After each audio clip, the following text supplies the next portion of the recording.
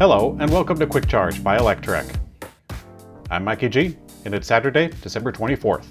Very busy Christmas Eve, broadcasting from Grandma's craft supply room. Let us proceed. Tesla CEO Elon Musk joined a Twitter space on Thursday to speak about the recent moves in Tesla stock and defend his actions from Tesla investors, who have called for him to stop spending time on Twitter. After the rapid descent of Tesla's stock, when Musk sold off a king's ransom to fund the purchase of Twitter, Musk said that he wouldn't sell any more stock. But apparently, the Twitter endeavor required more funding, as he sold off more to support the social media platform. Musk said, quote, "I'm not selling any stock for, I don't know, a minimum of 18 to 24 months. You can count on me. No stock sales until 2025 or something.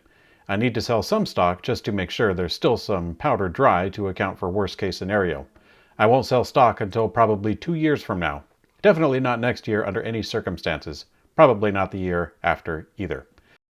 Signed, Tesla CEO Elon Musk, December 22nd, Twitter Space.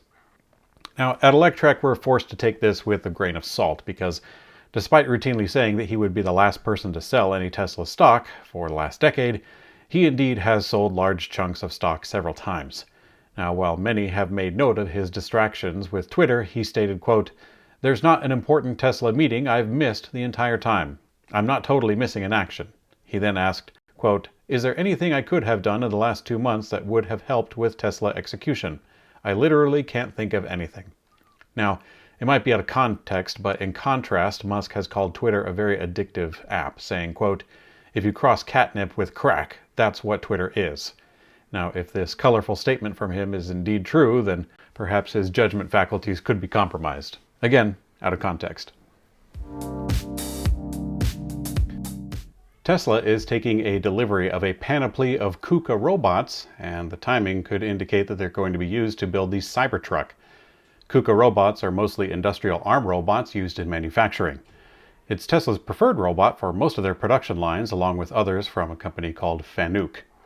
While a significant number of 66 is not actually that many for most production lines, Tesla has been making efforts to simplify production, and also more shipments of the robots could be coming in. The automaker recently announced that Gigafactory Texas has achieved a production rate of 3,000 vehicles per week, and the Cybertruck will definitely further that growth. Tesla has authorized North American locations to start selling display and test drive vehicles, closing out a record quarter.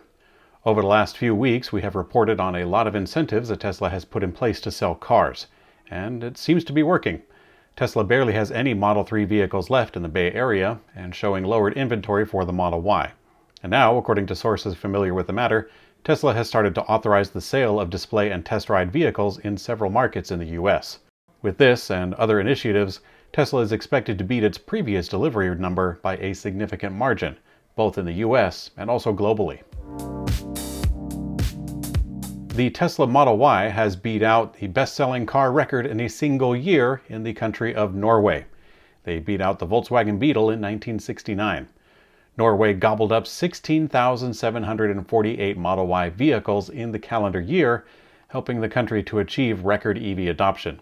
The total percentage of EVs sold in Norway hasn't been tabulated quite yet, but many are expecting 2022 to be around 80 to 90%, especially if hybrids are included. Tesla is selling a wireless charger platform for cell phones or other small devices, and it's $300. Tesla is not a stranger to premium-priced products, such as the Tesla Whistle, Tesla Shorts, or the recent Tesla hard drive, which was selling for around triple the regular price. But now here we are with a small desk or countertop platform they say is inspired by the Cybertruck. The shell is made of aluminum and the fabric deck is made of Alcantara, which sounds nice. GM's Cruise autonomous taxi service has started taking driverless taxi rides in downtown Austin, Texas. Cruise has been operating a free driverless taxi service in San Francisco since earlier this year, and they started taking paid fares back in June. In doing so, they beat their rival, which is Google's Waymo, up to the punch. It also beat out Tesla to the same goal, although Tesla is very much taking a different direction. This is an important step for Cruise, however, because the service is not completely open to the public yet, but they're getting there. It's currently restricted for friends and family of Cruise employees. Along with the service in Austin, Cruise also started service in Phoenix this week, and that's where Waymo has been operating. And it looks like Cruise is aiming to obfuscate the news reports, but opening up service right in the front yard of their competitors. According to the same group that broke the Dieselgate scandal, which is called the International Council on Clean Transportation, they are now saying that plug-in hybrids use far more gasoline in the real world than regulatory agencies have accounted for. The group analyzed data from both Fuely, which is an app that helps drivers track their fuel efficiency, and also the California Bureau of Automotive Repair.